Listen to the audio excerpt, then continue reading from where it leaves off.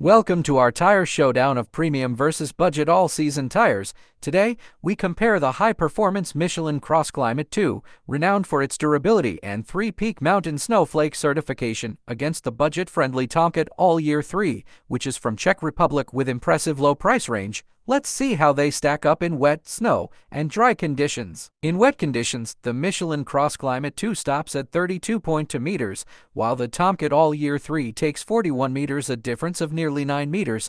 In wet handling, the CrossClimate 2 completes a lap in 98.7 seconds, compared to the Tomket's 105.6 seconds. This is a deficit of almost 7 seconds. In snowy conditions, the Michelin CrossClimate 2 stops at 31.1 meters, while the Tomket Allyear 3 takes 32.7 meters, resulting in a difference of 1.6 meters. For snow handling, the CrossClimate 2 completes a lap in 109.4 seconds, compared to 115.8 seconds for the Tomket, making it 6 seconds slower than Michelin. Dry conditions, the Michelin CrossClimate 2 stops at 38.5 meters, while the Tomket Allyear 3 requires 43 meters, resulting in a difference of 4.5 meters. In dry handling, the CrossClimate 2 completes a lap in 78.9 seconds, compared to the Tomket's 80.3 seconds. When comparing rolling resistance, the Michelin CrossClimate 2 has a slight edge with 7.9 coefficient value, while the Tomket Allyear 3 measures at 8.2 coefficient value.